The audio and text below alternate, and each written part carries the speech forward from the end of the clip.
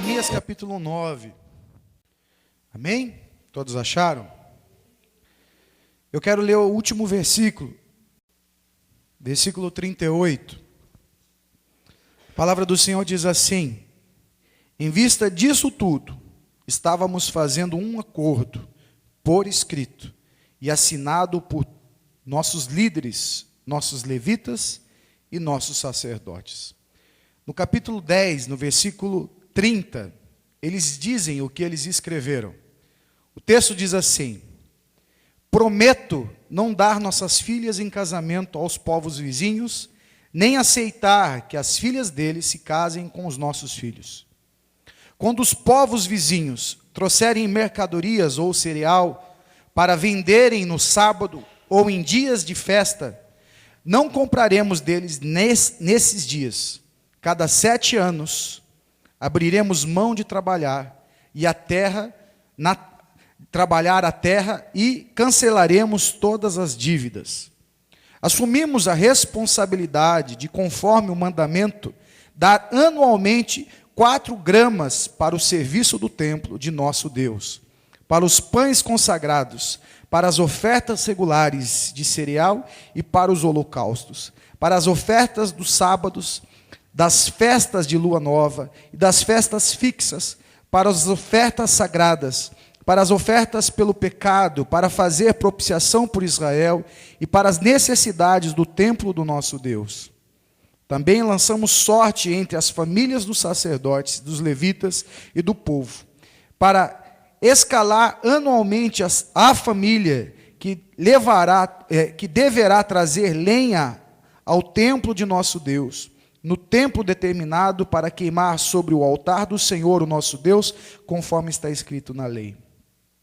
Também assumimos a responsabilidade de trazer anualmente ao templo do Senhor os primeiros frutos de nossas colheitas e de toda a árvore frutífera, conforme também está escrito na lei.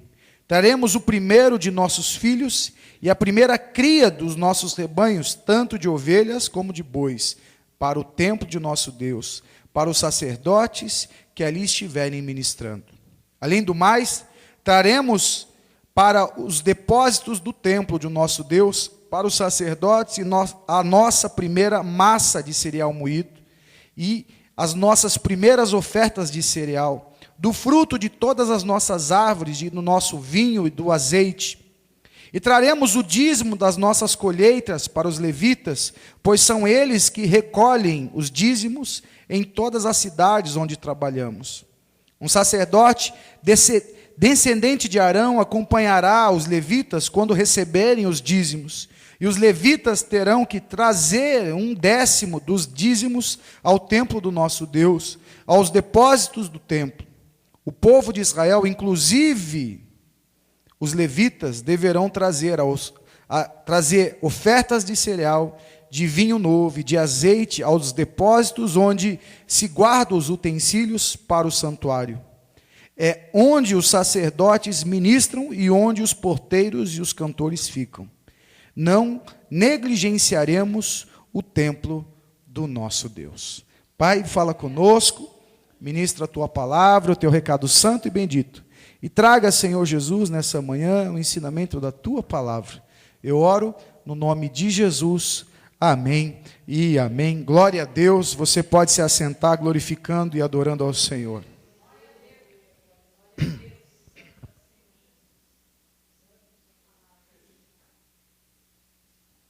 Eu tenho ensinado vocês muitas coisas, o Senhor tem colocado ao meu coração para ensinar vocês. E uma das coisas que eu tenho ensinado a vocês nesse tempo todo é mostrar para vocês o quanto é importante estarmos atentos nos dias de fartura. Porque nos dias de escassez, nos dias de sofrimento, nos dias de luta, a gente corre para a presença de Deus porque a gente não tem o que fazer. A gente fica com medo, a gente fica preocupado. E aí a gente corre na presença do Senhor para que Deus possa estar suprindo nossas necessidades, para que Deus abra as portas, para que Deus esteja operando a cura, não é verdade? Muitas pessoas estão procurando a Deus nessas horas. E aí, Nessas horas, essas pessoas se transformam, são irreconhecíveis. Tem gente que quando está passando por dificuldade, ele não é mais orgulhoso, ele não é mais vaidoso, ele não é mais individualista, ele é humilde. Mas a gente passa a conhecer muitas vezes as pessoas quando as coisas estão tudo bem. Quando há fartura, quando há uma bênção do Senhor sobre a família. E aí muitas vezes as pessoas ficam bravas quando você fala assim: ei, você está se esquecendo de Deus. Elas dizem assim: poxa, pastor, eu não posso desfrutar daquilo que Deus tem me dado. É interessante, porque antes não pensava assim, agora pensa assim. E eu tenho ensinado a vocês que o pasto verdejante é o lugar mais perigoso para a ovelha. Porque no pasto verdejante, a gente encontra fartura. No pasto verdejante, a gente encontra uma boa sombra para descansar. No pasto verdejante, a gente não tem a presença dos inimigos. Por quê? Porque o pastor já tirou os inimigos de lá, já nos levou por caminhos que não vão permitir que os inimigos nos ataquem. No pasto verdejante, o pastor já tirou todas as ervas daninhas. Quer dizer, nós não temos que nos preocupar com o que vamos nos alimentar, nós não vamos nos preocupar com os nossos predadores, nossos inimigos, nós não nos preocupamos com nada. A gente só come e dorme. Mas comer e dormir também existe uma disciplina. Disciplina quer dizer ordem, organização. Um lugar sem disciplina é um lugar sem ordem. Um lugar sem disciplina é um lugar sem organização. Por isso, quando você vê teu pastor aqui ensinando e puxando a orelhinha e falando é assim, é assado, tem que fazer assim, tem que fazer assado, muitos não gostam, mas essa disciplina é o que faz com que a igreja tenha ordem. Já pensou, irmãos, se nossa igreja fosse uma igreja em desordem? Nós vamos começar a cantar uma canção e você quer cantar outra, e começa a cantar outra, e o outro começa a cantar outra, e o outro começa a cantar outra, cada um canta uma. Já pensou, nós vamos orar pelo propósito das pessoas que estão doentes, você quer orar pelas pessoas que estão com problema financeiro, outro quer orar pela família, outro quer orar por isso, outro quer orar por aquilo, outro quer orar por aquilo outro, imagina a bagunça. A gente fala assim, gente, vamos por esse caminho, o outro vem e fala assim, não, vamos por esse, o outro vem e fala, vamos por aquele. Então a igreja precisa de disciplina. A igreja precisa ser orientada, precisa ser o tempo todo estimulada a fazer certo. E nós temos na igreja pessoas que entendem facilmente isso. Mas a gente tem pessoas na igreja que ou não entendem, ou não querem entender. E é sério isso, porque tem gente que não quer entender. Você fala, e você não sabe se é por maldade do coração, se é por orgulho, se é por vaidade. A gente não sabe. Então a gente que trata muitas vezes com essas pessoas, a gente prefere muitas vezes acreditar que essas pessoas não são ruins, não são mal intencionadas. Elas só não sabem viver a disciplina.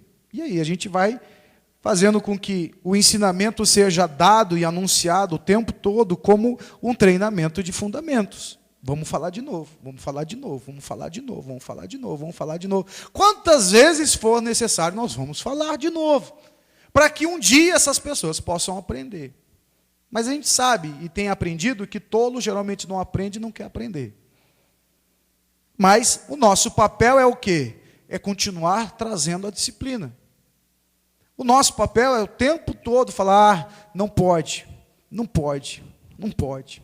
Vamos fazer desse? Não pode. Tem que ser desse jeito, assim eu não quero, mas tem que ser desse jeito. Está entendendo? Isso é necessário. A disciplina traz ordem. A disciplina traz a organização. Isso é importante para a igreja? É importante no teu trabalho. É importante na tua casa. É importante em todas as áreas da vida.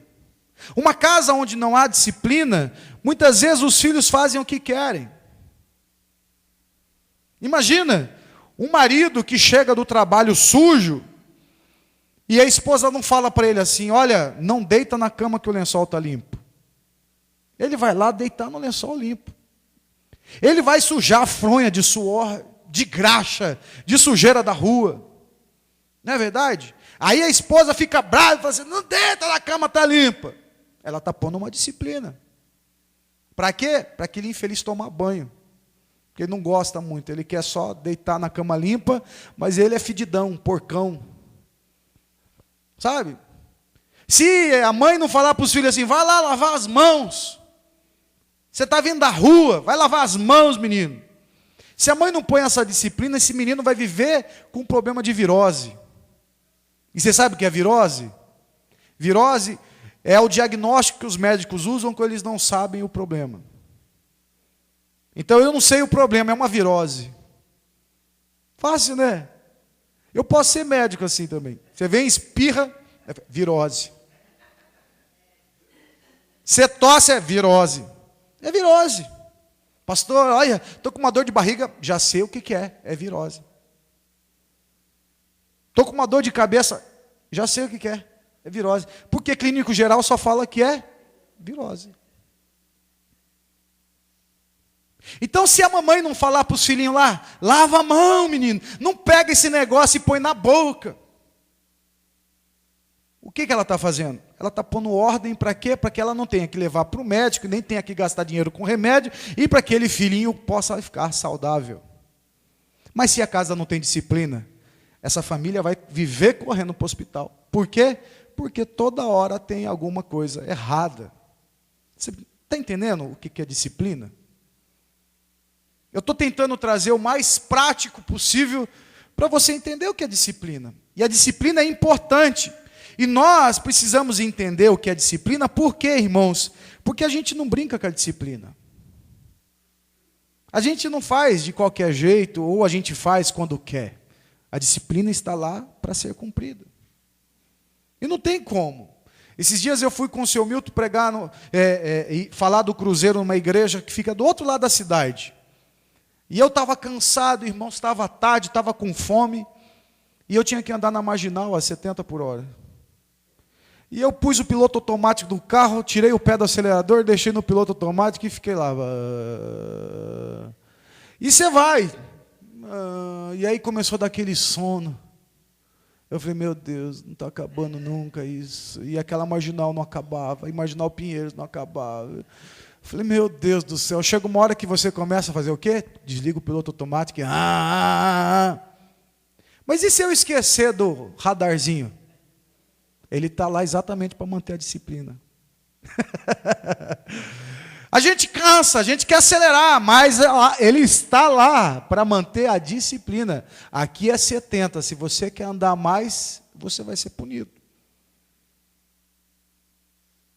Nós precisamos entender isso e fazermos isso de forma natural. Nós precisamos entender a disciplina e colocar na nossa cabeça que isso é bom para nós, gente. Que isso é bênção para a nossa vida. Que é uma forma da gente aprender a fazer certo.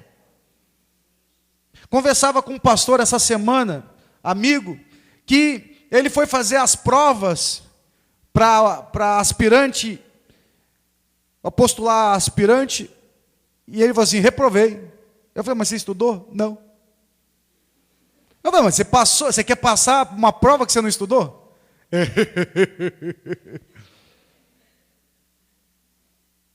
A gente quer as coisas, a gente quer desfrutar das coisas, mas muitas vezes nós não queremos pagar o preço que elas têm. E isso é disciplina.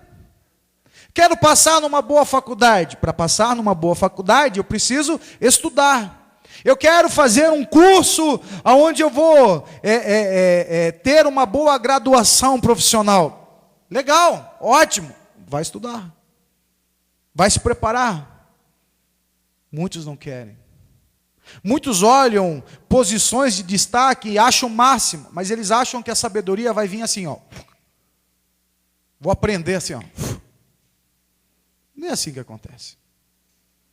Então nós precisamos aprender todas essas coisas para a gente compreender o que é reino de Deus. Porque o reino de Deus, já falei para vocês, que é ordem. O reino de Deus não é algo que eu faço do meu jeito. O reino de Deus é feito do jeito de Deus. E aí Deus, na sua palavra, Ele nos dá o manual de como fazer. Mas aí o crente não lê o manual. O crente abre no versículo, no Salmo 23 e deixa aberto na penteadeira da casa, né? Vai tentar expulsar o demônio, como o Serginho, fomos numa loja, aí a gente chegou lá, tinha um potinho com um sal grosso e um alho dentro, né? Tem gente que acha que a Bíblia é igual aquilo lá. É um potinho de sal grosso com alho dentro. É para expulsar mal olhado. Tem gente que acha que a Bíblia é como aqueles monte de pedrinha que fica no vento, assim, para expulsar os invejosos, os mal olhados, os mal fluídos. Né? Aquele monte de espelhinho que fica pendurado, que fica tudo uns elefantes que fica de bunda de virada para trás. Tem gente que acha que a Bíblia é isso. Se você pensa que a Bíblia é dessa forma, ela não tem utilidade nenhuma para você. Porque a Bíblia é um manual. Um manual de regras, de disciplinas. Às vezes, a gente vê pessoas ficando chateadas com os pastores, com líderes, porque eles são homofóbicos. O pastor é homofóbico. Por quê? Porque ele tem que aceitar o homossexual. Ô irmão, a gente não tem problema nenhum com o homossexual. Mas quando nós olhamos para a Bíblia questiona as condutas. Como vai questionar a sua conduta também? O homossexual que está lá fornicando, está se relacionando sexualmente de forma ilícita, é o mesmo que apanha, é a mesma lei que questiona o namorado hétero que está fornicando com a namorada. É a mesma lei que questiona o homem adúltero que está traindo a sua esposa. Está entendendo? É a mesma regra. Não quer dizer assim, os adúlteros, eles estão livres, os homossexuais não, eles podem, porque se eu não falar, eu sou homofóbico. E o adúltero é o quê? Não ser vergonha, que precisa ser falado também do seu problema.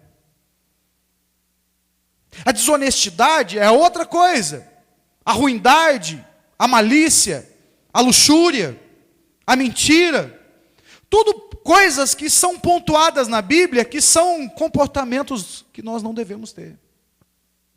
E aí as pessoas muitas vezes trazem para o pessoal.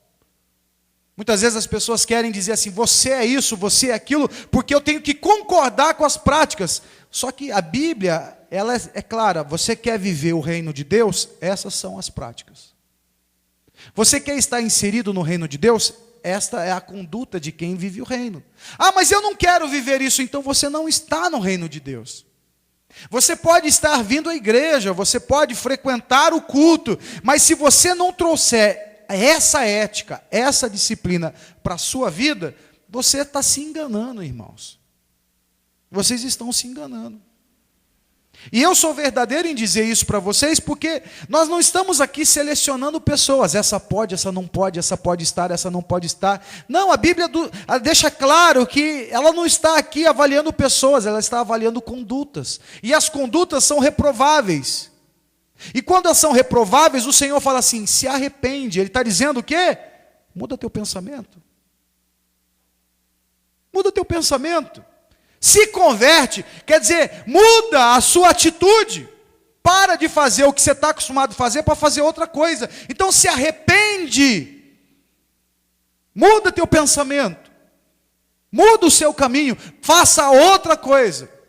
E a Bíblia vai mostrar para você como é esse caminho. A Bíblia vai mostrar para você como é que faz as coisas. Então a religião muitas vezes fica só com rituais e costumes religiosos. Não, a Bíblia não é para te trazer rituais. A Bíblia está aqui para nos ensinar o que Deus quer que a gente faça. E aí quando eu quero praticar isso, aí há uma bênção sobrenatural de Deus sobre a nossa vida. Por quê? Porque Ele não vai mentir a sua própria palavra. Se Ele diz assim, se você for desse jeito, eu sou contigo. Se você fizer estas coisas, eu abençoo você. Então eu, espiritualmente, entendo que ao praticar essas coisas, mesmo que conflitantes para mim, Mesmo que para mim, eu não consiga entender, eu pratico pela fé. Isso é fé. Então, eu sou honesto, não porque todo mundo é honesto, eu sou honesto porque o reino de Deus está em mim. Eu não minto, não porque todo mundo não mente. Eu não minto porque o reino de Deus está em mim. Eu respeito meus pais.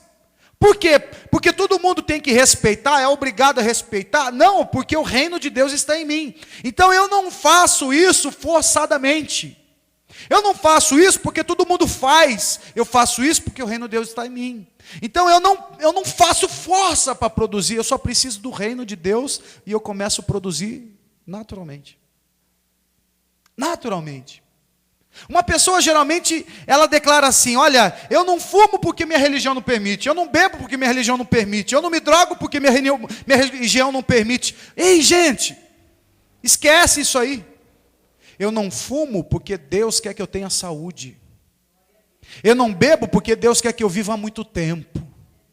Você percebe como muda a maneira de eu apresentar os meus posicionamentos? Eu não bebo porque eu quero ter a minha cabeça sempre sã para poder tomar boas decisões. Eu quero ter lucidez para fazer as coisas.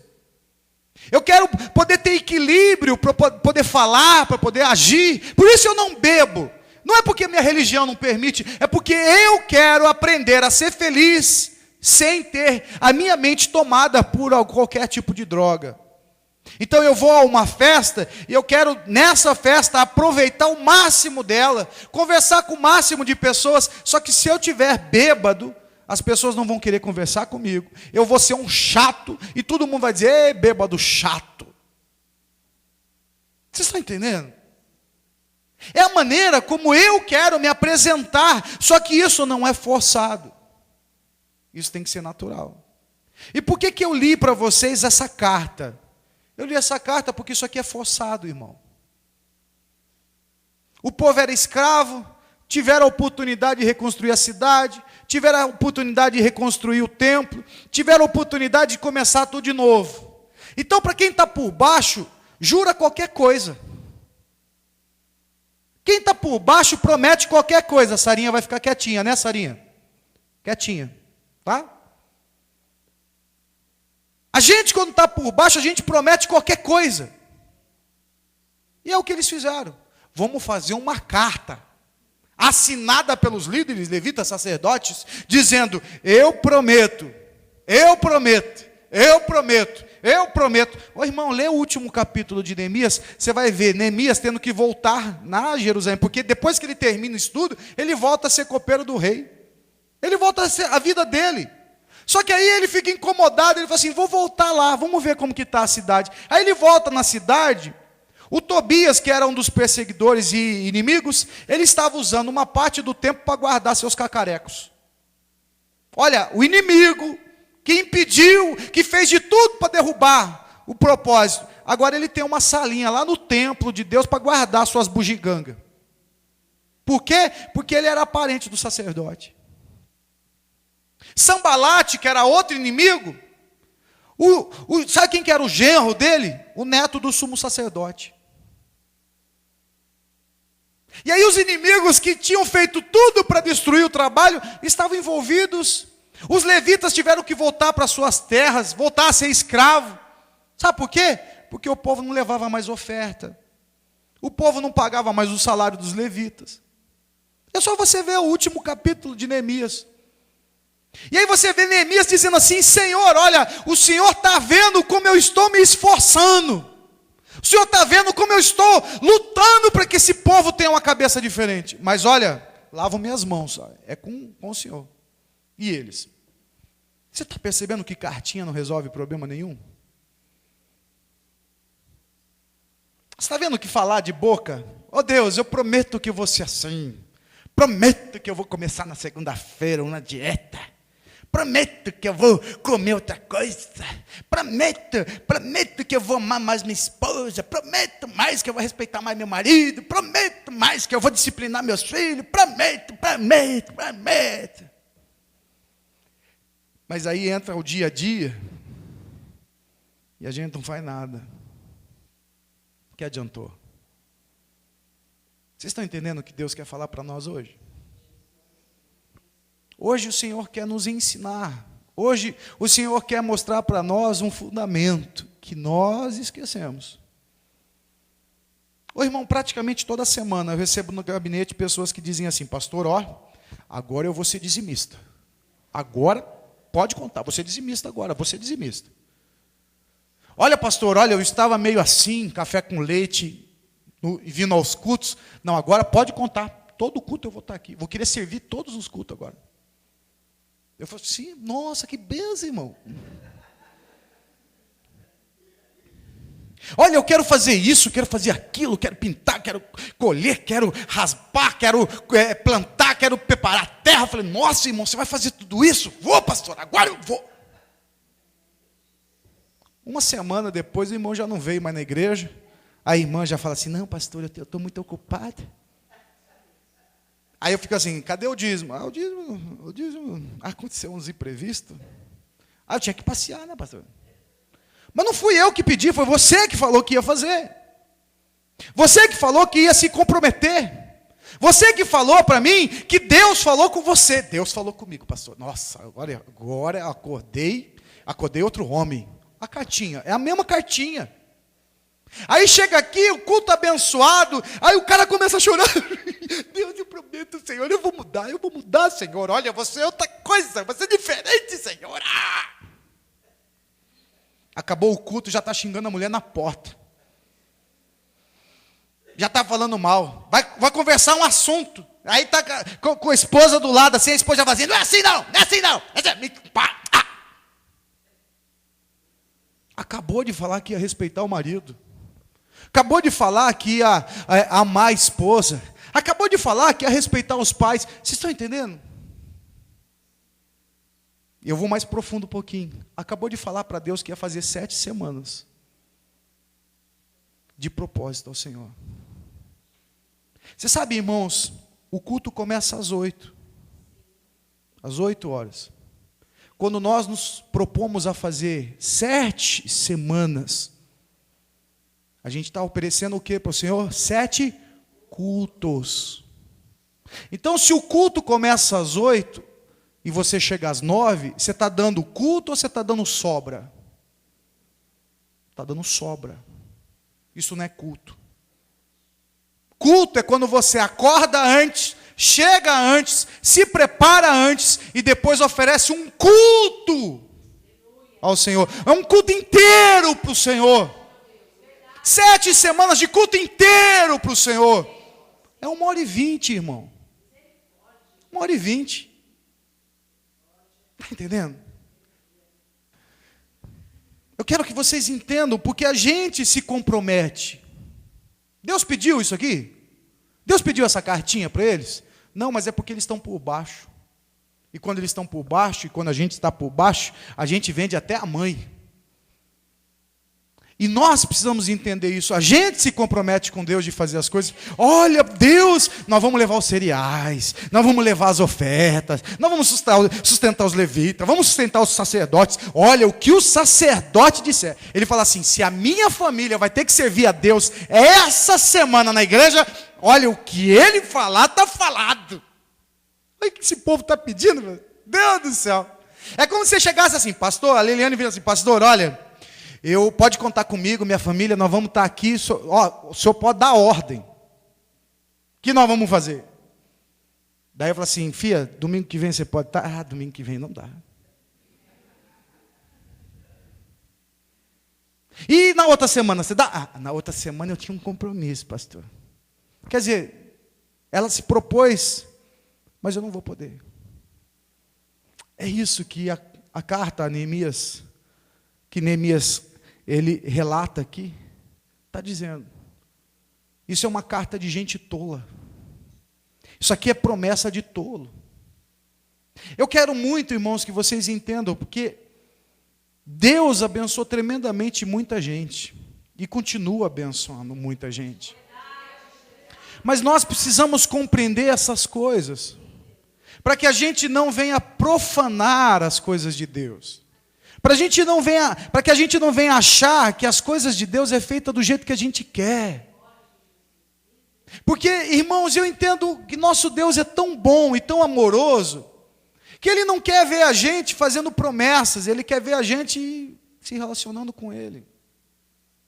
Poxa, o povo acabou de receber uma grande bênção, eles eram escravos, estavam lá jogados.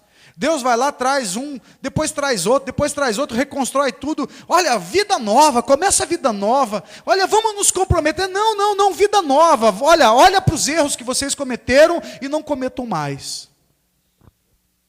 Ele só está chamando a atenção do povo para ser inteligente. Sejam inteligentes. Veja assim, olha, por que vocês foram escravos?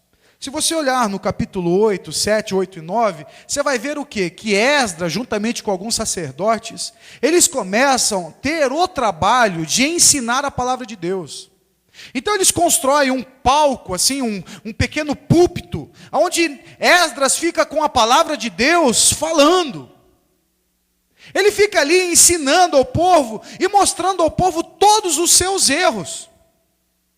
Mostrando, por isso que no texto do versículo 38 do capítulo 9, ele está dizendo, em vista de tudo isso, de tudo que Esdras e mais aos homens estavam fazendo, essa orientação, em vista de tudo que está sendo ensinado, em vista de todas as palavras faladas, em vista de tudo isso, então nós fizemos um acordo. Ô povo burro, ô povo que é uma porta. Em vista de tudo isso, o que eles deveriam fazer? Uma cartinha dizendo prometo, prometo, prometo? Não, em vista de tudo isso, nós entendemos os nossos erros e não vamos cometê-los novamente. Em vista de tudo que nós fizemos de errado, em vista das coisas que falamos, da idolatria que tivemos, da atitude que fizemos, em vista de tudo isso, nós decidimos fazer diferente. E não falar assim, eu prometo isso, prometo isso, prometo isso, prometo isso, prometo isso, prometo isso, prometo isso. Não! Você está entendendo o que o teu pastor tem ensinado para você ao longo desses anos todos? Eu coloco a disciplina aqui, olha irmãos, não me entenda mal, eu não estou aqui falando individualmente para pessoas não. Eu estou falando para a igreja. Porque quando Deus mostra os nossos erros e quando nós estamos sofrendo pelas consequências dos nossos erros, nós precisamos saber por que nós estamos sofrendo. Nós precisamos saber por que nós estamos dando a cabeçada, a gente está precisando saber aonde nós estamos tropeçando, você está entendendo? Então quando nós disciplinamos ou quando nós trazemos a palavra de Deus para que você descubra onde errou, e não simplesmente fique fazendo promessas em cima disso. Por isso que eu não, em momento nenhum, eu quero que você fique aqui fazendo promessa para mim, e muito menos para Deus.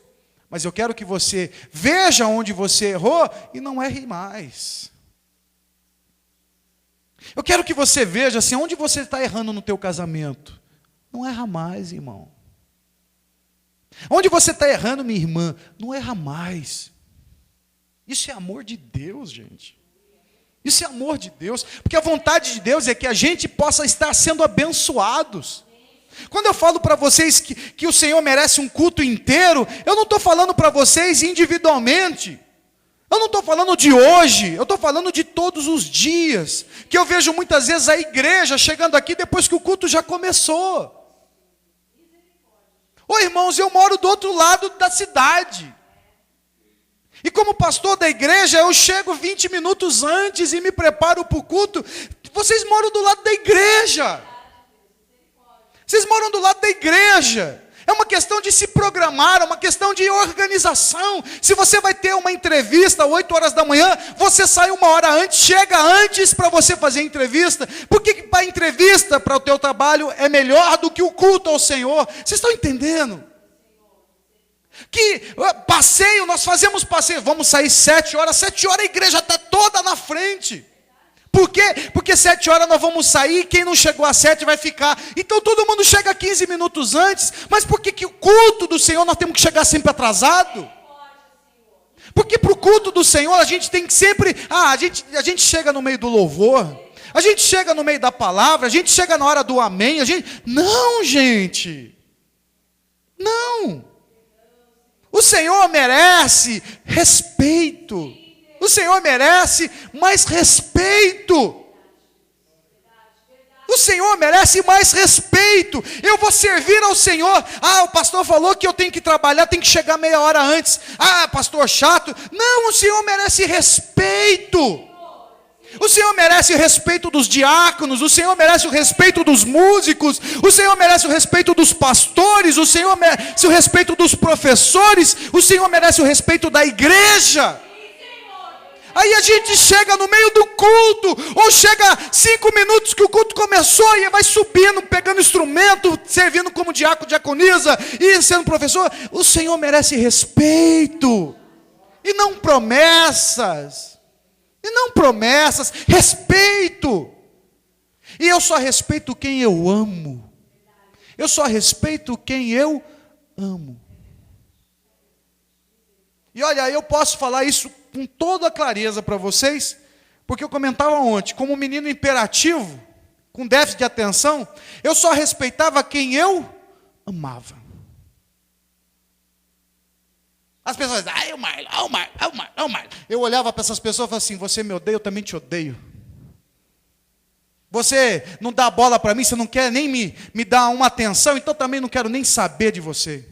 Mas todas as pessoas, principalmente diáconos da igreja, que mostravam para mim que verdadeiramente me amavam, esses irmãos falavam assim, Marlon, senta aqui, eu sentava e não saía de lá. E aí, esse aprendizado eu trago para a minha vida até hoje. Se eu amo a Deus, eu respeito a Deus. Eu respeito a Deus. Então, se eu tenho que ir a tal lugar, eu chego antes, mas não chego atrasado. Por quê? Porque é respeito que eu tenho a Deus, respeito que eu tenho às pessoas. É a minha obrigação, gente. Ser honesto, ser digno, ser fiel às minhas autoridades, é a maneira que eu tenho de respeitar aquele lugar, respeitar aquelas pessoas. Eu respeito meu pai e minha mãe, não porque eles são meu pai e minha mãe, é o respeito que eu tenho por eles, o amor que eu tenho pelos meus pais, fazem com que eu me submeta à ordem deles. Vocês estão entendendo?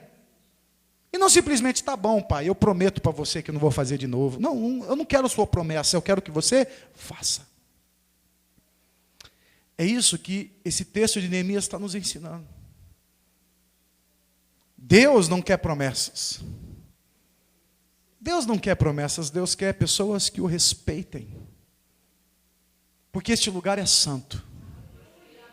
Vou dizer de novo, este lugar é santo. Esse lugar foi separado para a adoração. Esse lugar é mantido porque é Deus que quer manter este lugar aberto. Já está mais do que provado isso. Porque se Deus não sustentasse essa obra, ela já teria fechado há muito tempo. E nós estamos aqui porque Deus quer ver essa porta aberta. É a vontade de Deus, é um lugar de adoração. É um lugar que foi totalmente dedicado à adoração ao Senhor. Aí veja, eu estou falando aqui, mas não estou falando por mim, eu estou falando como um sacerdote instruído e cheio do Espírito Santo de Deus para falar para vocês como é a maneira que Deus quer, como é a forma que Deus quer que você se comporte diante dEle. Essa é a minha obrigação. E Deus vai me cobrar se eu deixar de falar qualquer palavra que Ele manda eu falar para você. Então o meu respeito ao Senhor, eu falo tudo que Ele quer que eu fale. Está entendendo? Então eu preciso ter esse temor. Poxa, Deus me chamou para estar com Ele hoje de manhã. Deus te chamou para estar 6h hoje à tarde aqui. Deus te chamou para uma reunião. Deus te chamou para o Obed-Edom. Deus te convidou. E aí você está dizendo para Deus o quê? Oh, Deus, já estou indo. Ou não tem coisa mais irritante do que já estou indo. Já vou. Não tem coisa mais irritante de você ficar no carro esperando as pessoas. Não tem coisa mais irritante de você combinar um horário com as pessoas e as pessoas não aparecem. Não é verdade isso, gente? Aí Deus ele aceita tudo, irmão. Deus aceita tudo. Se eu e você não aceitamos, por que Deus tem que aceitar? Por que Deus tem que te abençoar se você deu a Deus a sobra do teu tempo, a sobra do teu culto? Por que Deus tem que abrir o céu sobre tua vida? Por que você quer viver o exagero de Deus, se na hora de você respeitar a Deus, você faz do teu jeito? Por que Deus tem a obrigação de te abençoar? Olha, irmãos, nós estamos vivendo pela graça há muito tempo. Muito tempo o amor de Deus tem sido derramado sobre nossas vidas, porque se Deus, Ele fosse agir só pela atitude que nós temos agido com Ele, Ele não nos abençoaria. Então nessa manhã, o Espírito de Deus mandou eu falar isso para você. Para, irmão, para de promessa. Começa a se envolver com Cristo de verdade. Começa a pegar a palavra de Deus e deixa as outras páginas desbotar também. Mas não porque fica aberto lá para os mosquitos fazer cocô, para os pernilongos ficar posando. Não, abre as páginas e leia elas. Ou essa página que está amarelada na tua casa, leia ela pelo menos, todos os dias da sua vida. Acorde e leia toda ela, pelo menos a página amarela. Tenho certeza que você vai mudar a tua maneira de pensar. Porque essa é a vontade de Deus para as nossas vidas. Irmãos, eu oro para que a igreja do Evangelho Quadrangular do Jardim Palmira respeite a Deus. Que tenha uma devoção de separar para Deus um tempo. Você vê, eu prometo que nós não vamos trabalhar no sábado. Eu prometo que eu vou dar o sábado para o Senhor. O povo estava vendendo, estava trabalhando. Neemias tem que chegar ao ponto de trancar a porta de Jerusalém e falar para os caras que vinham trazer. Falar, se vocês entrar aqui, eu mando prender. Se vocês vierem vender alguma coisa, eu vou prender vocês. Aí o povo parou de vir. Parece que só tem que ser assim. Não. Não. Ei, Deus, eu vou separar um tempo para o Senhor. Nesse tempo eu não ponho nada nessa agenda aqui. Essa agenda é do Senhor. Esse tempo é do Senhor. Eu não acrescento nada nesse dia, eu não ponho nada nesse dia. Esse dia é do Senhor. Eu dou para o Senhor esse dia aqui. É isso que eu faço. Quando eu vejo o trabalho do Obed-Edom que nós temos feito, nós combinamos assim, olha, que hora que nós vamos começar o Obed-Edom na tua casa? 6 horas? 6 horas começa o Obed-Edom. É a hora que nós falamos assim, olha, é a hora que Deus vai se manifestar na tua casa, um tal dia, tal hora, tudo bem? Nós estaremos lá. É isso. Então não relaxe nesse relacionamento. Permita que o Senhor trabalhe. Permita que o Senhor opere. Você hoje saiu de manhã e o Senhor falou para você, hoje às 8 horas estarei lá na IEQ Palmira, esperando por você. Sabe como que Deus fica? Como eu fico, imagino. Cadê fulano que não chegou ainda? Cadê ciclano que não chegou ainda? Cadê eu estou aqui, ainda não chegaram, não chegou esse, não chegou aquele, não chegou aquele. Imagino Deus, que sabe que você quis dormir mais um pouco, que sabe que você enrolou, que sabe que você fala assim, eu chego na hora do louvor. Vamos mudar nossas atitudes, irmãos, para que a gente viva as bênçãos ainda maiores que Deus tem para nós.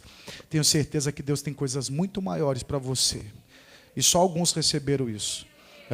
Só 3 que receberam isso. Deus tem coisas muito maiores para você. Deus tem coisas muito maiores para a tua família. Deus tem coisas muito maiores, muito melhores para você. Então, ouça o Espírito de Deus. Quem tem ouvidos para ouvir, ouça o que a palavra de Deus diz. Amém? Palavra do Senhor para você.